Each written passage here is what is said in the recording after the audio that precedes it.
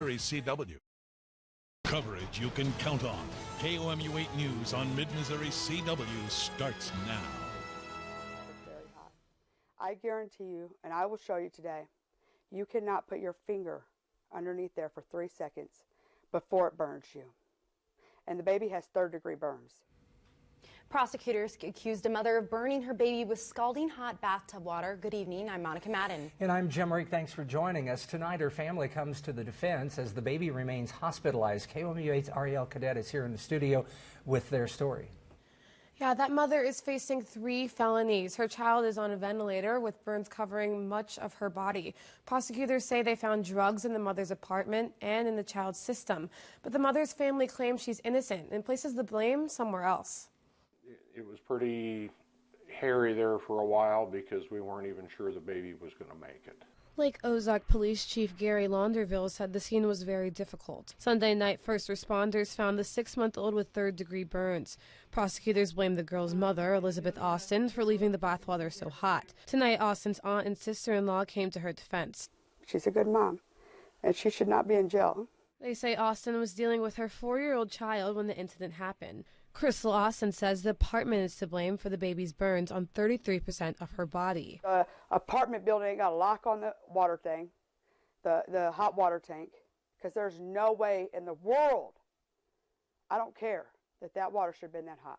Heart-wrenching. The officers that were there, my detective responded as well as myself, and you know, anytime you have a 6-month-old baby, it's hard. The family says they're confident Austin will beat the charges and they think she'll get her kids back. Right now, those children are in CPS custody. In the studio, Ariel Cadet, KOMU 8 News. The owner of a Moberly frozen custard shop is facing charges for sex crimes involving children. Dale Barker is behind bars tonight for a slew of charges: promoting sexual performance by a child, first-degree assault, and third-degree domestic assault. He's accused of sexually assaulting kids and physically abusing them with a taser. His downtown Moberly store is currently closed. Moberly residents say they can't believe it. I thought it was pretty crazy. I've came here before. It was good. I didn't really see him, but they had good customer service. Barker has a $75,000 cash bond, and the preliminary hearing is set for March 20th. Are you paying attention to what your kids are watching online? A Columbia mom says she does not trust YouTube Kids because of the possibility of traumatizing messages. We want to warn you, parts of the story might be disturbing. KOMU 8's Nikki Ogle is here in the studio with the mom's message. YouTube Kids claims it is a safer online experience for young viewers, but one Columbia mom says her daughter saw a creepy image and harmful message spliced in a cartoon video. Now she's taking measures to protect her daughter's innocence.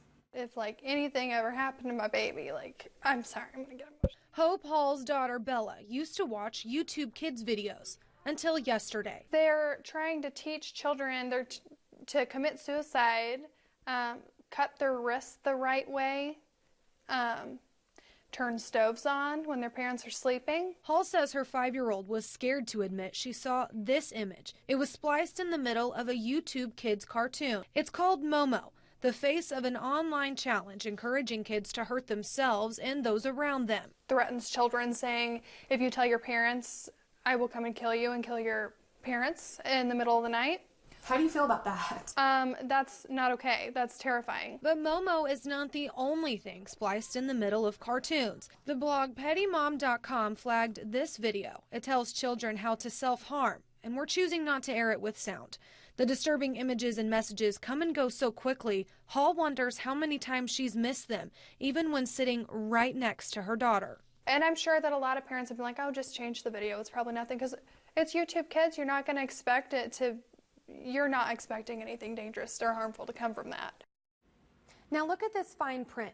YouTube Kids website says no system is perfect and inappropriate videos can slip through.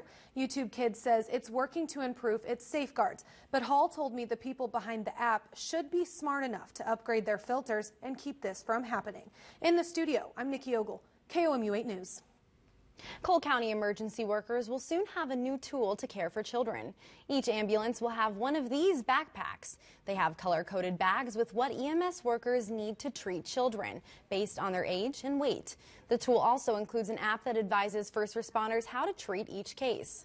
It allows us to take our most precious patients, the small children of Cole County, and allows us to treat them in a more efficient manner and helps reduce errors in that treatment as well. The backpacks will be available for first responders starting Friday.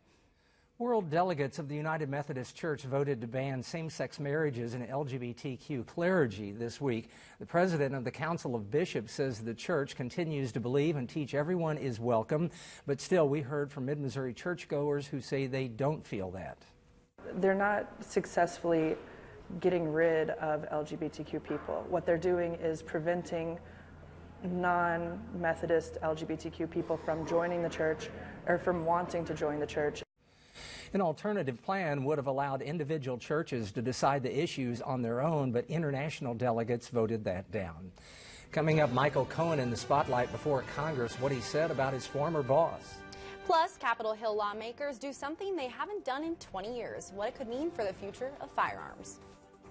We're about 20 degrees cooler today than we were yesterday, and more cold air is on the way. I'll be tracking that with chances for ice and snow coming up. It's the greatest plunge on Earth.